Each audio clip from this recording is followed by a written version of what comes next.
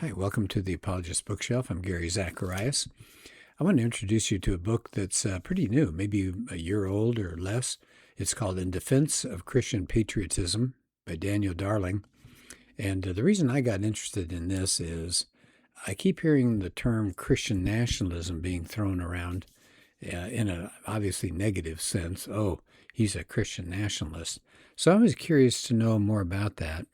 And I've looked up different articles and all, and here's a book that touches on it. It's not really the central point, but it does touch on it, and it's an interesting book, so I wanted to share it with you. First of all, on the back cover, you got Hugh Hewitt, who's a noted radio broadcaster, and he's also a political analyst. He's been on television a lot, and he says that this book is a ringing defense of Christian patriotism. And he says what we need, his prescription, is classical Christian patriotism. Said this book could not be more timely or persuasive. Read it and give it to your family and friends. And I think that's a good point. So the author, I don't know anything about him. Let me look up. He's a pastor, and he's an author of several books. One's called Agents of Grace. The other's called The Dignity Revolution. And a third one is The Characters of Christmas. And he's now director of the Land Center for Cultural Engagement at Southwestern Baptist Theological Seminary. And he contributes information and articles for World Magazine and USA Today. So he's got a good background. And this book covers things like, let me give you some chapters. Well, actually, I'll give you something different. We'll do kind of the big picture here. What's he trying to do in the first part and the second part? So he said what he's going to deal with are the questions that he's often asked when he speaks in churches or schools or any gathering. So the first part of the book deals with some fundamental questions like, where did the modern hostility to patriotism come from? Why does God want us to love our country? How can we do so when our country is so imperfect? And then what does patriotism look like for today's Christians when it's gone so wrong pretty often in the course of history? So I think that's good. Those are important questions. And he says the second part of the book highlights ways beyond politics in which people who are faithful patriots can renew America through her most important institutions like church and family and school and local communities. So I think that's good to know. All right, so I'm going to go with the first part of the book because it's a good fundamental opener. It talks about how did faith get to be so scary when it comes to politics? And he starts with two quotes here, and they're worth reading to you if that's okay. One's from John Adams. He says, "We have no government armed with power capable of contending with human passions, unbridled by morality and religion." He said, "Our Constitution was made only for a moral and religious people. It is wholly inadequate to the government of any other." I think that is really powerful. Do you hear that? That you can't pass enough laws. You can't have a strong enough police. You can't have enough jails if you're dealing with human passions that don't have morality and religion holding them down. Human passions unleashed are terrible. And he says our Constitution was only made for a moral and religious people. So if you get a bunch of non-believers, a bunch of secularists, we're in trouble because our Constitution was set up for people who could be restrained by their morality and religion. Then he's got a quote from Ronald Reagan. "Without God, there is no virtue because there's no prompting of the conscience. Without God, we're mired in the material, that flat world that tells us only what the senses perceive. Without God, there's a coarsening of the society. And without God, democracy will not and cannot long endure. If we ever forget that we're one nation under God, then we will be a nation gone under." So pretty powerful. If you don't have God, we don't have virtue. All we have is the material world. And that coarsens society. People get rougher and meaner. And I would say just look around. Look at the things people say to each other online. Look at the things they say to each other in one-on-one. Look what the politicians say. Look what the people say reacting to the politicians. There's a lot of cursing and anger and a lot of bitterness out there. And then Reagan ends up saying, if we don't have God, we're going to lose democracy. we're going to go under. So I think that's really important. Now, I like the way Darling starts the book because his first story here in chapter 1 is a story of a Louisiana congressman, Mike Johnson. You may recognize that name. He's Speaker of the House now. And back in 2023, he gave his first speech as Speaker of the House. And here's one thing that he said: I believe the scripture, the Bible, is very clear that God is the one who raises up those in authority. He raised up each of you, all of us. And I believe God has ordained and allowed each one of us to be brought here for this specific moment and this time. Now, as Darling points out, that's not really a remarkable speech. People have talked about God and God's providence over all of American history. But what a reaction it got. People were just horrified.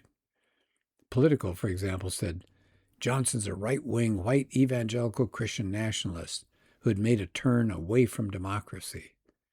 Here are a couple of writers in Time magazine. Johnson exemplifies this aspect of Christian nationalism, disregarding the values of democracy, to instead embrace any means through which political power remains in the right hands. And then the New York Times labeled Johnson the embodiment of white Christian nationalism in a tailored suit. Wow, those are some scary things, huh? And Darling points out this tradition of freaking out over faith seems pretty one-sided to him. I mean, Bill Clinton stood in a church pulpit some time ago accusing Republicans of violating the Ten Commandments, but the press loved it.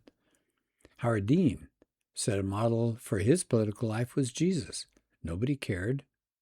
Right? But, wow, Barack Obama invoked the name of Jesus.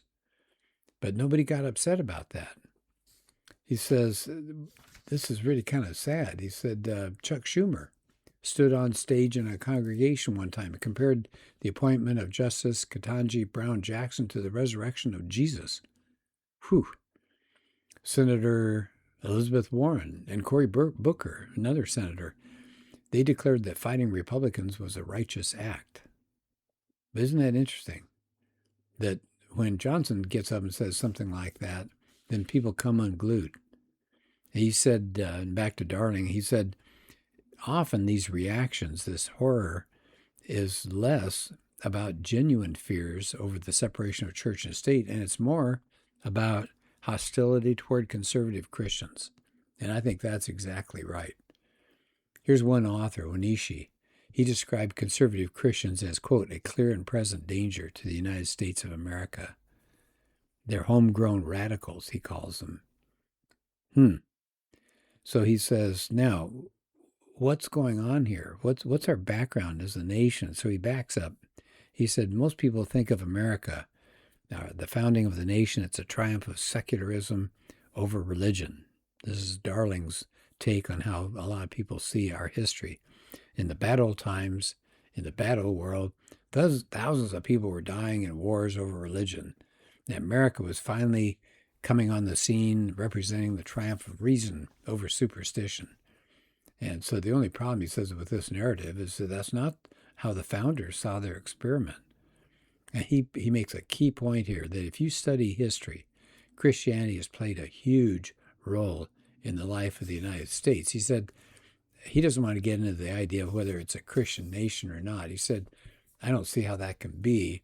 He said in the New Covenant, it's people, not nations, that are saved by grace through faith. That, yeah, the Enlightenment had some ideals that were part of it too, but it's also Protestantism. He said America was profoundly shaped by Christianity. And so he goes through some of our history. I won't spend a lot of time on that because there's some other things I want to get to in this chapter. But he said the importance of Christianity, people bought into that. John Adams, I just did that one. He talked about it. The Project of Liberty would only work with a moral and religious people. George Washington said religion and morality would be great supports that would hold us up for political prosperity. Ben Franklin, now he didn't even believe in the resurrection of Jesus, but he believed in robust Christianity for the flourishing of his nation. John Quincy Adams, by the way, he was vice president of the American Bible Society, so he talked about the value of God. Abraham Lincoln talked a lot about slavery, and he talked about God. They said he was profoundly shaped by Christianity. He lived in a healthy fear of providence. And he said there's such a thing as natural law that God planted in our bosoms. That's what Lincoln said. And you can go after the Civil War as well. He touches on presidents like McKinley. He said, "He who serves the master best serves man." Now, that master was God. And that Christianity, he said, was the mightiest factor in the world's civilization. Well, what about the Democrat Woodrow Wilson? He was self-consciously using Christian terms for us getting involved in World War I. Herbert Hoover talked about the same thing. How about Franklin Roosevelt? He quoted scripture often in his fireside chats. He invoked God as he led the U.S. through some of her darker moments in World War II. Harry Truman, he was a committed Baptist. He believed morality and spirituality was hugely important for freedom and democracy. So you go right on through these presidents. They're over and over, they talked about the value of Christianity. So he says, when you look back, he said, our current secular society is actually an aberration. It's not the norm. So his question is, why, if Christianity is that deeply a part of our national story, why are so many elites allergic to any kind of civic Christianity? He said, well, part of it is just being against conservative people of faith.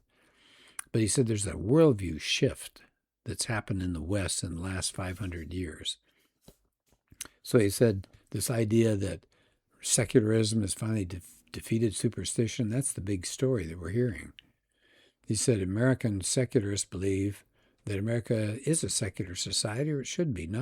It should not have any faith involved in it. It should be reason alone that governs, just reason. And so he said, it sounds fair enough that we're supposed to get rid of religion and then neutrality, having a public square that's stripped of faith. That would be a fair playing field, right? He says, no. He said the problem is society needs a lot more than just reason to function. It needs a vision of what it means to live a good life.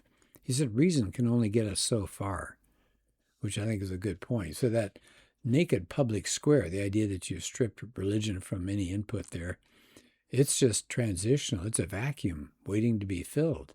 And he says, look around at, for example, the LGBT movement. They've taken the rites and rituals of civic religion, like high holy days and sacred symbols and all, and they've come along and adopted these things. He said, we're all moral creatures. Every human is. And all political actors have a vision of what would take the human race to a new level, a better level of flourishing. They have moral assertions.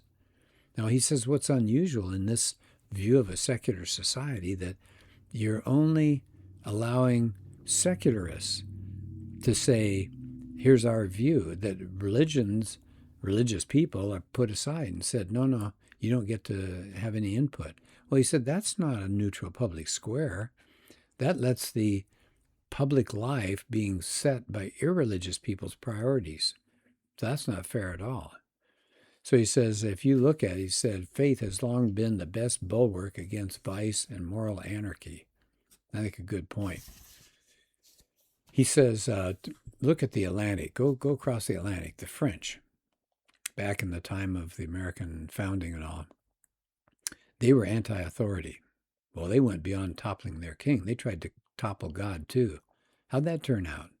The French Revolution is said devoured more lives than the Spanish Inquisition had over hundreds of years. He says atheism on a state level rarely correlates with freedom and prosperity. He said, look at the Soviet Union, China, North Korea. He says that doesn't turn out well. You just look at their history. He says, well, what about that separation of church and state? Aren't we supposed to separate and not allow the church to be involved in state stuff? He says that's not in the Constitution. He said that was a 1960s reinterpretation of the Founding Fathers as a way to try to justify a totally secular state. Now, where that came from was a misinterpreted letter that Thomas Jefferson sent to a group of Baptists. So it was really trying to make sure the government didn't run religious things for the common people. He was trying to keep the government out of religion, not the other way around, keeping religion out of government. So he says, we've got a precedent going on right now that doesn't just keep the government from interfering with a religious belief, but it plays it around the other way. It pushes religion out of the public square entirely. That's what's going on. A secular state is not neutral at all. Yeah, good point. So he said, even Thomas Jefferson, he understood the Declaration of Independence was not part of monkish superstition, but he knew that those rights that he talked about being self-evident had no defense unless you believed in God. Yeah, so good point. So he says many modern opponents of patriotism seem to think that if you don't have a neutral public square, you're going to end up with a theocracy ruled by a bunch of Pharisees. Well, no, that's not true. He said, we don't face a choice between neutrality and theocracy. He said, what we've done is we have secularized the United States into a less charitable country because we've cut back on the support of religious institutions. He says many studies have been done that show people of faith are the most generous givers to charity. Okay, that's good to know. So that's positive. He says, talking about the modern court, they have limited religion's ability to inform the public ethic. They've deprived religious citizens of the civil liberty to participate in politics. So that's really sad. So he says, it looks like now we're going to get some modern cases in the last 5 or 10 years. They're moving things back the way they were before, which was to allow religion to be involved in public. He gave a couple of examples. One was a Kennedy versus Bremerton, now allows a football coach to lead voluntary prayer. Another one was called Fulton v. Philadelphia, which said that the city of Philadelphia couldn't push evangelical and Catholic social service agencies out of the adoption and foster care process just because they held evangelical or Catholic beliefs. So some good things have happened. So he says he wants to show that America is actually better when Christians are involved. So he says the founders believed that. He said they understood human nature, that we're all broken, and the Christian doctrine of final judgment. And one person, Jonah Goldberg, said the notion that God is watching you even when others are not is probably the most powerful civilizing force in all of human history. Yeah, so I think that's a really good point. He quotes from a Derek Thompson, who admitted in a piece that he wrote in The Atlantic that the decline in church attendance in America has not been good. It's negative. He says, now this is Derek Thompson, as an agnostic, I've spent most of my life thinking about the decline of faith in America in mostly positive terms. Organized religions seem to me beset by scandal and entangled in noxious politics. But he says, I've come around to a different view. He said, maybe religion, for all of its faults, works a bit like a retaining wall to hold back the destabilizing pressure of American hyper-individualism. He says, that's our problem. Then he quotes an atheist feminist, Louise Perry. She said, we've been pushing religion farther and farther away from the public square. She said, what we're doing is sawing off the branch that we're sitting on. Yeah, very good point. Perry's right. The branch that we've been sitting on is the moral and spiritual foundation in this country, which gives us human rights and fairness and freedom and the rule of law, and we're getting rid of that. So one group of political scientists said this: our constitutional system and political culture would not exist without Christian ideas, nor will they be intelligible or sustainable in the long run if meaningful Orthodox Christian influence disappears. Christianity provided the vision of creation, knowledge, and humanity that made liberal democracy possible. Any society in which democracy flourishes is drawing water from wells that Christianity dug. That's a really good point. I mean, Tom Holland has a book out called Dominion, and he shows that things that we think are so important today, human rights and equality and justice, those came from Christianity. Rodney Stark says the same thing. So he said, we have to start as Christians to say Christian patriotism is a good thing. We've got to deny that secular story. We've got to reject hysteria that says, oh, if you're expressing your faith, that's fascist if you bring it out in public life. So he said Christian values help shape our nation's founding ideals. Ideas that have helped shape it into an imperfect, obviously, but an exceptional beacon of liberty. So there's the first chapter of the book. It's called In Defense of Christian Patriotism. So I think that's important to know the background. That's why I spent some time on that chapter. So we'll get into the book in the future. It has a lot of good things to say. Well, thank you for being part of the podcast today. Take care.